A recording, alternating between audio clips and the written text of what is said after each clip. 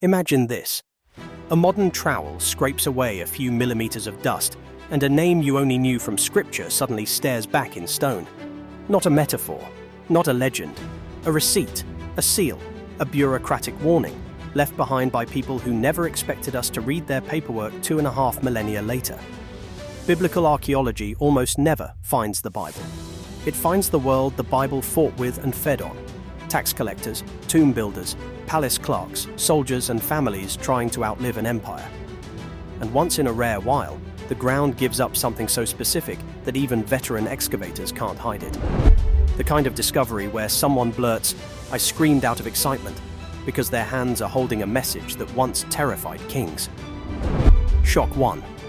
The oldest surviving lines that match the Hebrew Bible aren't on grand scrolls. They're on 2 tiny silver amulets from Ketef Hinnom in Jerusalem, rolled up and worn like protection. When they were carefully opened and read, their ancient Hebrew text echoed the priestly blessing from Numbers, dating to the First Temple period, centuries before the Dead Sea Scrolls.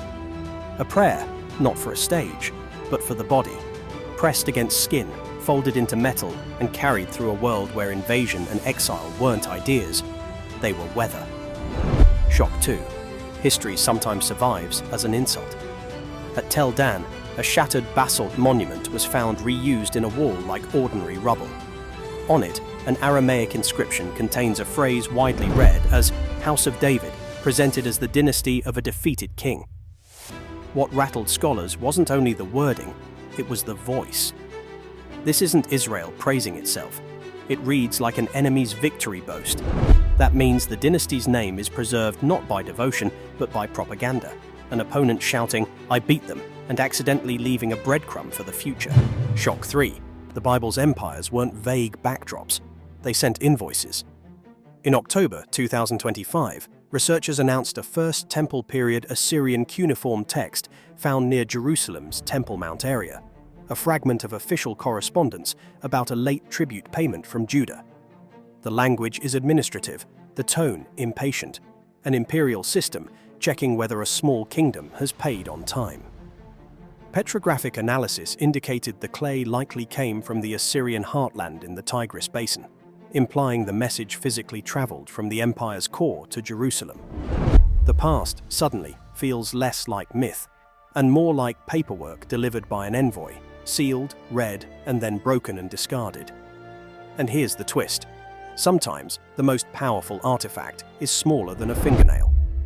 In July 2025, sifted soil from the Temple Mount area produced a minuscule clay bulla, an ancient seal impression, read as belonging to Yedaya, son of Asayahu. Researchers cautiously note possible connections to names found in biblical-era contexts, while also stressing the limits. Seals confirm people and administration, not every line of a narrative. Still, imagine the scene. Someone once pressed that seal into wet clay to authorize a document, then life moved on.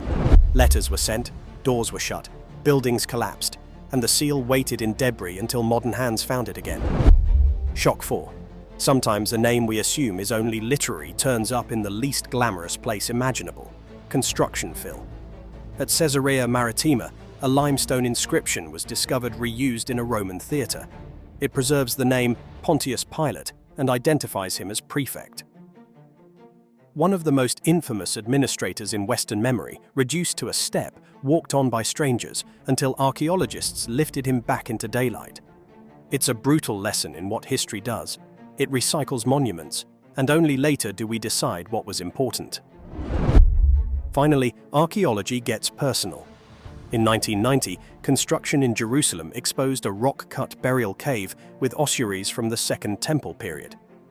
Among them was an ornate bone box inscribed Joseph, son of Caiaphas, a name many scholars associate with the high priest known from the New Testament and other ancient sources.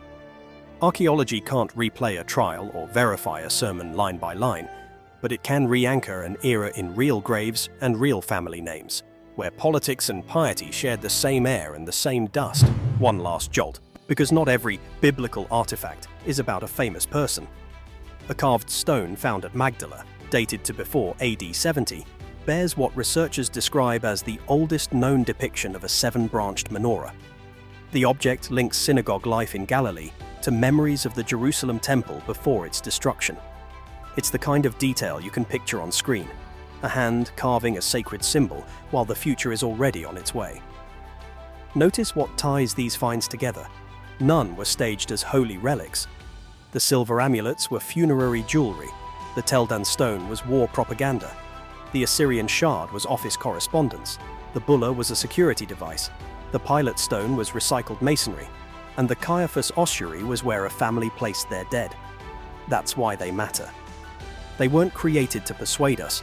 Most were created to function, to threaten, to identify, to protect.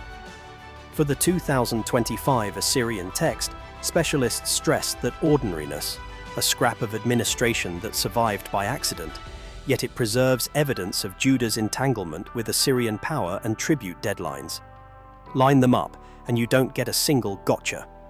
You get a panorama, a Jerusalem where people carried blessings in silver, a frontier where enemies carved dynasties into stone, and an imperial machine that tracked payments, with authority pressed into clay. So no, there isn't one artifact that ends every argument. What there is a growing chorus of objects that make the biblical world behave like the real world. Overdue payments, official seals, propaganda monuments, reused masonry, and private prayers hammered into precious metal. The shock isn't that the ground proves belief. The shock is that the ground keeps answering back for us today, and the answers are often smaller, stranger, and more human than anyone expects. Those biblical artifacts uncovered in real excavations shocked archaeologists because they grounded ancient stories in physical evidence. But what if the next site doesn't just confirm history? What if it threatens to rewrite it entirely? At Gobekli Tepe, strange objects and unsettling clues have sparked whispers of alien artifacts we can't ignore. And the deeper we look, the harder they are to explain. Have you ever wondered about the mysteries that lay beneath our feet? Secrets that date back to the dawn of civilization, to a time long before the invention of writing, metal tools, or even the wheel. Today, we're journeying back around 11,600 years to southeastern Turkey, to the site known as Gobekli Tepe. Here, massive stone pillars arranged in circles tell a silent story, one that disrupts our understanding of early human society and tantalizes us with whispers of possible alien influence. The intriguing tale of Gobekli Tepe starts with its discovery. It was the mid-90s and German archaeologist Klaus Schmidt was following up on reports of stone artifacts found by local farmers. The area, a dusty and remote hilltop in the southeastern Anatolia region of Turkey, seemed an unlikely place to find something extraordinary, but Schmidt felt there was more than what met the eye. When he first saw the site, he noticed the uneven surface of the hill marked with several stones and slabs jutting out. What some had dismissed as a medieval graveyard, Schmidt speculated, might be something much, much older. His initial hunch proved correct, and as the soil was gradually removed, a complex of massive T-shaped pillars came into view, arranged in circles. The sheer magnitude and intricacy of these structures were stunning. Notably, the excavation process has been painstakingly slow and deliberate. To date, only about 5% of the site has been unearthed, and it's estimated that there could be 20 or more stone circles still hidden underground. The work is tedious, but it's worth it. Each uncovered artifact or stone etching adds a piece to the puzzle, telling us more about the people who once walked these grounds. What's more fascinating is the age of the site. Radiocarbon dating of organic material found at Gobekli Tepe has revealed that the construction of the site began around 9,600 BC, making it over 12,000 years old. This predates Stonehenge by over 6 millennia and challenges what we know about the timeline of human civilization. The artistry and precision evident in the stone carvings further compound the mystery. Many pillars are adorned with intricate depictions of animals, humans and symbols, all etched using simple stone tools. We see foxes, lions, birds, snakes and more, captured in mid-motion, as well as strange abstract symbols, some of which recur across the site. What these images meant to the creators, we can only speculate. This extraordinary archaeological site offers a window into the world of our hunter-gatherer ancestors and makes us question our assumptions about the dawn of civilization. The people who built Gobekli Tepe left behind no written records, but their impressive achievement continues to speak to us millennia later through the language of stone. Understanding the construction of Gobekli Tepe is as mind-boggling as the complex itself. It's a mammoth task that involves piecing together fragments of a distant past, an era when humanity was making its first steps from hunter-gatherer societies to established settlements. The first thing that strikes us about the construction of Gobekli Tepe is the sheer scale. Each of the massive T-shaped pillars weighs up to 20 tons and stands up to 5.5 meters tall. Carving, moving, and erecting these monoliths would be a formidable task even today. And it's awe-inspiring to think that this was achieved more than 12,000 years ago. Archaeologists believe that the people of Gobekli Tepe utilized a large workforce to construct the site. Given the complexity and enormity of the task, it's likely that the people who built the structures had a deep understanding of stoneworking, organization, and perhaps even rudimentary engineering. The stone tools found at the site give us a glimpse of the hard work and ingenuity involved in the process. Chisels, pounders, and scrapers made from hard volcanic rock called obsidian, along with other stone types, would have been used to meticulously carve the intricate figures and symbols found on the pillars. Moreover, the layout of the site suggests that the builders had an understanding of geometric principles. The stone circles follow a rough pattern and are positioned in relation to each other in ways that suggest intentional planning and design. Additionally, some researchers hypothesize that the site may have been oriented in alignment with celestial bodies, but this remains speculative. One of the greatest puzzles about the construction of Gobekli Tepe is the question of how these massive stone pillars were transported and erected. Some of the quarries where the stone was sourced are located several hundred meters away from the site. It's possible that the people of Gobekli Tepe might have used a combination of sledges, ropes, and ramps, along with a lot of manpower, to move these colossal structures into position. Gobekli Tepe was deliberately buried around 8000 BC for reasons that remain unclear. This act of filling in the site with soil and stone would have required a substantial amount of labor, but it has also served to preserve the site over the millennia. The saga of Gobekli Tepe takes an unexpected turn when we consider the fate of this remarkable site. It was not left to decay naturally, nor was it destroyed by natural disasters or war as far as we can tell. Instead, it was intentionally buried, and this deliberate act of concealment is as mysterious as the construction of the site itself. Around 8000 BCE, just a few millennia after its construction, the inhabitants of Gobekli Tepe began to fill the enclosures with debris. They used a mixture of soil, stone tools, and animal bones to slowly bury the pillars. By the end of this process, the entire site was covered under a man-made hill. Why would a civilization go through the significant effort of erecting these impressive structures, only to bury them a few generations later? Several theories try to explain this strange behavior. One proposal is that the burial was a way of closing or decommissioning the site after its religious or ceremonial use was over. Perhaps the site's spiritual power was considered too potent or dangerous to leave exposed, so it was carefully buried to neutralize it or to preserve it for future generations.